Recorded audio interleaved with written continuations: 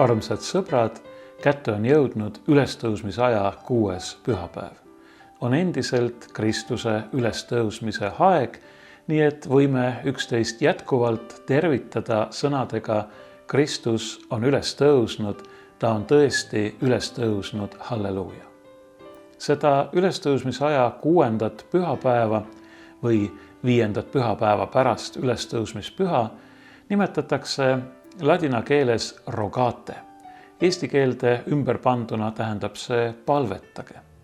See nimetus on pärit vanast juba 1,5 aasta vanusest tavast Kristuse taevasse minemise pühale eelnevatel 3 päeval, esmaspäeval, teisipäeval ja kolmapäeval eriliselt palvetada, korraldada palveprotsessioone, paluda Jumalat meeleparanduse ja uue elu armu eest, aga paluda Jumalalt ka kaitset kurja loodusõnnetuste eest ja Jumala õnnistust eesolevaks suveks, vilja kasvamiseks ja kõigeks selleks, mida me oma igapäevaseks eluks vajame.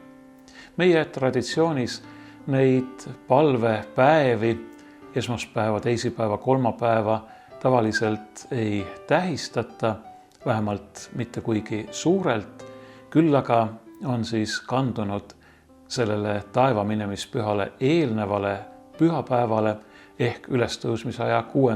pühapäevale palve pühapäeva temaatika. Me mõtleme palvele ja ka meie tänane evangeelium kõneleb palvest. Aga mitte ainult palvest, vaid ka paljust muust, sellest, mis teeb meie Jumala laste, kristlaste palve võimalikuks, mis annab sellele tõelise sisu ja tähenduse. Ja eks sellest tahan ka mina teiega täna kõnelda.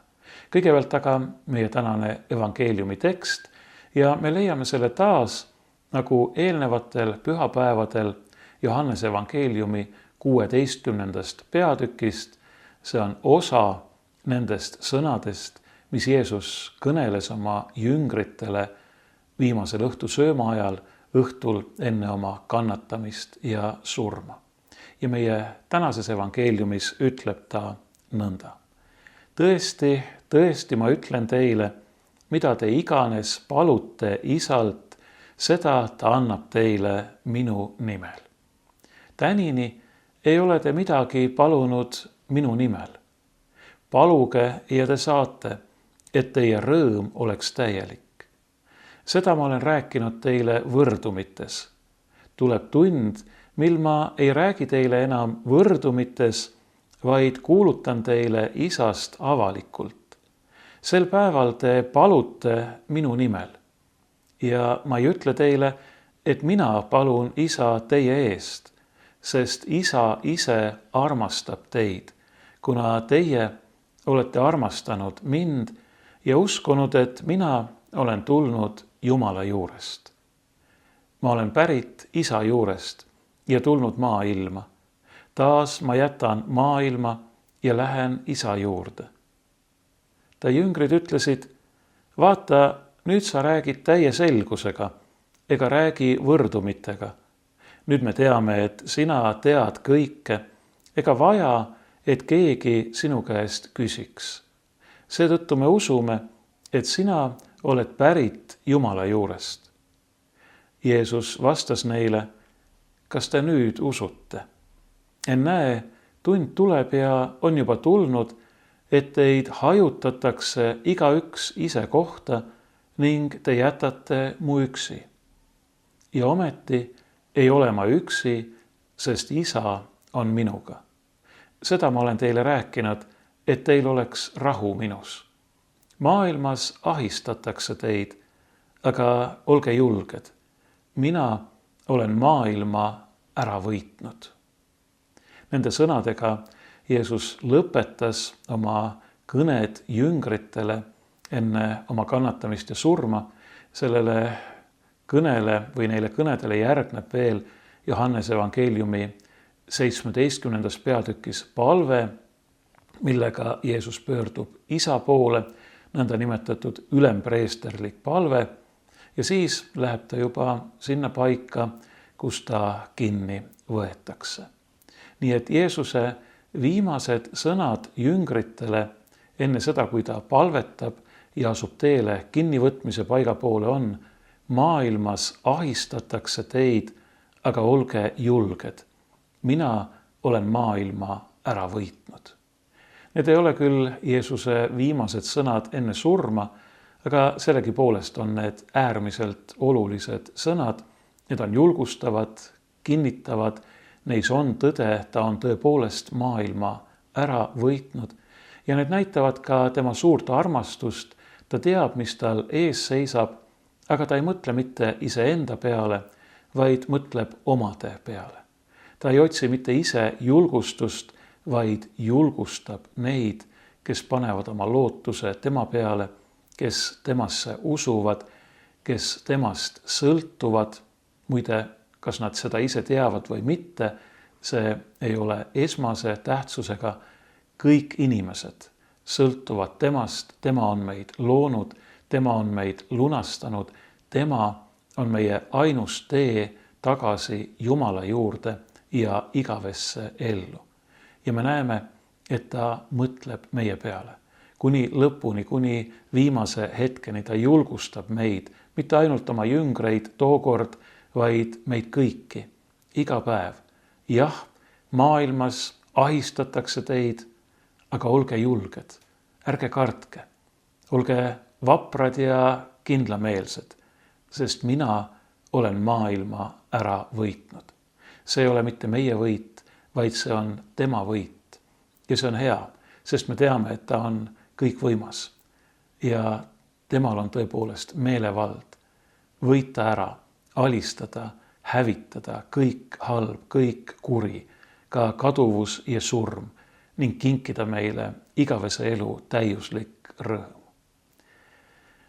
Jeesus kinnitas oma jüngritele siin nendes sõnades, mida me äsja kuulsime, et ta on tulnud või lähtunud isa juurest.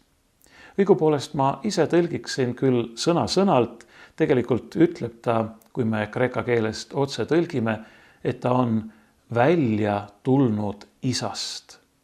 Ja see on väga oluline tunnistus, sest et me tõepoolest usume, et ta on isa igavene poeg, isast sündinud enne kõiki aegu, isaga olemuslikult üks. Nii nagu Johannese evangeeliumi alguses öeldakse, et tema, kes on isa rinnanajal, tema on tulnud ja toonud meile teate, toonud meile selguse isa kohta, isa Jumala olemuse kohta, tema armastuse kohta, tema kohta, keda mitte keegi ei ole näinud, välja arvatud need, kes on näinud või saavad näha tema poega. Sest Jeesus ütleb sel samal õhtul veidi varem oma jüngri Filippuse küsimusele vastates, kes on näinud mind, see on näinud isa. Jeesus ütleb, et ta on tulnud välja isast ja ta läheb tagasi isa juurde. Sellega näitab Jeesus ka, et kogu tema elu, kõik tema õpetused, kõik tema katsumused, kõik tema kannatused ja ka ta surm, kõik see on ühe ja sama kindla eesmärgi teenistuses. Ta ei ole tulnud mitte iseenda pärast, vaid ta on tulnud tegema, viima lõpule oma isa tööd, täitma oma isa tahtmist. Ja isa tahtmine on meie lunastus, meie pääsemine, igavene elu. Ta on tulnud meid lunastama. Ta on saanud inimeseks meie pärast ja meie õndsuseks, meie päästmiseks. Ta on tulnud meid Jumalaga taas ühendama, meid isa juurde juhtima. Ta on tulnud selleks, et olla see tee, mida mööda, see uks, millest sisse minnes me pääseme Jumala juurde igavesse ellu. Just selleks, meie pärast, meie igaühe päästmiseks on Jeesus tulnud, sündinud, elanud, surnud ja oma kalli vere valanud. Meie pärast, armastusest meie vastu, meid kuni lõpuni armastades, nii nagu Johannes ütleb oma evangeeliumi 13. peatüki alguses, siis kui ta alustab Jeesuse viimase õhtusöömaaja kirjeldamist. Jeesus on meid lõpuni armastanud. Ta on iseennast meie eest andnud. Tema, Jumala ainusündinud ja armastatud poja surm, ülestõusmine ja taevasse minemine, need kinnitavad, et Jumal armastab meid nagu oma lapsi. Ta hoolib meist nagu omaenda silmaterast. Ja see tähendab ka, et meil on alati võimalus palves tema ette tulla. On palvepühapäev, me kõneleme palvest, õigest, tõelisest, kristlikust palvest, mis rajaneb sellel teadmisel, et Jumal armastab meid. On meid nii väga armastanud, et on oma ainusündinud poja meie eest andnud. Me võime igal ajal julgusega, mitte enesekindlusega, vaid julgusega tema pojale lootes Jumala kui oma armsa isa ette astuma. Ja Jeesus julgustab meid seda tegema. Jeesus julgustab meid tulema oma ja meie isa ette. Jeesus julgustab meid enda nimel, Jeesuse nimel palvetama. See Jeesuse nimel palvetamine ei tähenda ka mitte pelgalt formaalset Jeesuse nime nimetamist, nii nagu me ütleme palvete lõpul enamasti Jeesuse Kristuse läbi. Jah, see on oluline, me tuletame sellega endale meelde, et me palvetame Jeesuse nimel, aga see õige Jeesuse nimel palvetamine ei seisne mitte nende sõnade ütlemises. Ja õige Jeesuse nimel palvetamine ei seisne ka mitte selles, et me Jeesuse nime justkui kilbina või mingisuguse veenmisargumendina kasutades püüame selle abil isa otse kui kalki püha viha täis südant pehmendada, vaid Jeesuse nimel palvetamine tähendab selle teadvustamist, et Jeesus on ainus tee isa juurde. Ükski ei saa muidu isa juurde kui tema kaudu, aga et ta on see tee meie jaoks. Ta on tee, mis on olemas. Taevas ei ole suletud. Isa süda ei ole meile suletud. Tema, kes on olnud isa rinnanajal või kes on isa rinnanajal, kes on tulnud välja isa südamest, on selle südame meile igaühele lahti teinud. Ja kui me seda teades palves Jumala ette tuleme, siis me palvetame tema nimel. Ja nõnda palvetades me paneme jätkuvalt oma lootuse ja ka oma Jumala lapse õiguse tema armule, tema risti ohvrile, tema surmale ja ülestõusmisele, temas teostunud lunastusele. Meil ei ole seda õigust iseenesest. Meil ei ole Jumala ees mingit oma õigust. Jumal on meid loonud, ta on meile elu kinkinud, ta on meile juba ette andnud kõik, mida me iial võiksime soovida, millest iial võiksime unistada. Meil ei ole mingit õigust tema käest midagi nõuda ja meil ei ole ka mingit vajadust tema käest midagi nõuda. Nii et õige Jeesuse nimel palvetamine seisneb tegelikult tänulikus meeles ja lootuses Jumala ette tulemises ja enda lihtsalt tema kätte usaldamises, enda temale üle andmises. Isa, siin ma olen sinu käes ja ma tean, et see on parim, mis võib mulle osaks saada. Jeesuse ülestõusmine, tema ilmumine jüngritele pärast ülestõusmist, tema taevasse minemine, ka püha vaimu väljavalamine ja Jeesuse viibimine tema tõotust mööda meie, tema jüngrite, tema omade juures kuni maailma ajastu otsani, eeskätt püha vaimu ligiolu kaudu, kelle Jumal on meie sisse valanud, see toob meile usu, lootuse, armastuse, see toob meile ka selguse ja tõelise usukindluse, võiks isegi öelda, et usu teadmise. Me ei koba enam pimeduses. Me ei pea katsuma kuidagi mõistatada, et mis meie ümber toimub, mis on meie elu mõte, milline on meie eesmärk. Ka Jumala sõna, pühakiri ei ole meie ees enam mitte kui mõistatus, mida siis igaüks peab kuidagi oma andeid mööda seletada, püüdma, vaid meil on selgus. Me teame, kõik kiri kõneleb Kristusest. See on meie usk. Nii nagu Jeesus ise seletas Emmausse teel olnud jüngritele ülestõusmispüha õhtul, neile, kes veel ei mõistnud mitte midagi, pühikirju kasutades, kõike seda, mida seal oli temast, tema kannatustest, tema ülestõusmisest ja tema kirkusesse minemisest räägitud. Kõik saab selgeks. Kristuses leiavad kõik meie küsimused ja ka meie ootused ja meie igatsused vastuse. Meil ei ole vaja enam midagi küsida või mõistatada, me teame. Me teame, sest et me oleme kogenud tema armastust, tema ligiolu. Ja isegi kui me kõigest aru ei saa ja seda, millest me ei saa aru siin maailmas ja meie elus on päris palju, me ei näe oma tulevikku ette, ma ütleksin, me ei näe ette oma lähemat tulevikku, aga kui me paneme oma lootuse Kristusele, siis me näeme ette kõige olulisemat, me näeme oma igavest tulevikku.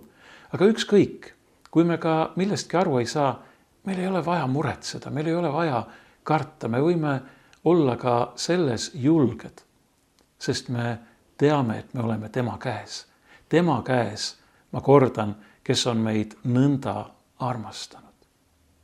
Kõik on saanud selgeks. Me mõistame nüüd nii Kristuse kannatuste, surma, ülestõusmise ja taevasse minemise, kui ka kõige meid endid ees ootava tähendust. Me teame, et kõik tuleb heaks neile, kes Jumalat armastavad, sest tema on meid üle kõige armastanud. Isa ise armastab meid, kinnitab meile Jeesus. See on imeline teadmine. Jumal, kes on meid loonud, kes on kõige looja, kes on kõige väeline. See Jumal ei ole mitte selline deistide välja mõeldud kellassepp, kes lõi kogu selle universumi justkui ühe suure kellavärgi, keeras üles ja jättis omapäi toimima, vaid Jumal on hea ja armastav isa, kes jälgib meid, hoiab meid, juhib meid, kaitseb meid, kannab meid, kes on andnud kõik selleks, et me ei peaks kartma, et me ei peaks hukkuma, et me ei peaks muretsema, vaid võiksime teada, et me oleme tema käes. Isegi kui meid siin maailmas ahistatakse ja meid ahistatakse siin maailmas, on ahistused, mis tulevad seestpoolt, mis tulevad väljaspoolt, võõraste poolt, omade poolt, mida kõike meile elus võib osaks saada, me teame seda. Ega see elu siin langenud patuses maailmas ei ole lihtne ega seda ilmaasjata nimetada hädaoruks või pisarate oruks, kuigi samal ajal on see nii kaunis, nii imeline Jumala loodu. Aga jah, siin maailmas praegu meid ahistatakse. Aga me võime olla julged, me ei pea kartma, me võime olla vaprad ja kindlameelsed või söakad, nagu seda sõna, mida siin originaaltekstis kreeka keeles tarvitatakse, võib ka tõlkida, sest me teame, et Kristus on maailma ära võitnud. Mõtleme selle peale, kui me olime lapsed ja me võisime seista oma isa kõrval või kui me puutusime kokku millegagi, mis meid kohutas, mis meid hirmutas, kuidas me siis võisime pugeda oma isa või ema külje alla, suruda ennast nende vastu, võtta nende käest kinni või tunda nende käsi enda ümber. tuletage meelde, kuidas see tunne on. See on just nimelt see, mida Jumal tahab meile kinkida, mida ta on meile tõotanud, mida Jeesus siin kinnitab. Olge julged, mina olen maailma ära võitnud. Tema hoiab meid, tema on iga päev meie juures kuni maailma ajastu lõpuni, isegi pärast seda, kui ta on läinud üles taevasse. Temas on meile kingitud Jumala armastuse täius, millest mitte keegi ega mitte miski ei saa meid lahutada. Täna palvepäeval, kui me küsime ehk, et kuidas on õige palvetada, tahan ma just nimelt seda rõhutada. Jeesuses Kristuses on meile kingitud Jumala hella ja hoidva armastuse täius. Õigesti palvetamine, Jeesuse nimel palvetamine tähendab seda, et me tuleme oma Isa ette, me teame, et ta armastab meid. Ja me ütleme talle, Isa, siin ma olen. Ma annan ennast sinu kätte ja ma tean, et see, mis mulle osaks saab, sinu armulisel tahtmisel, on alati parim. Mitte lihtsalt parim, vaid see on imeline.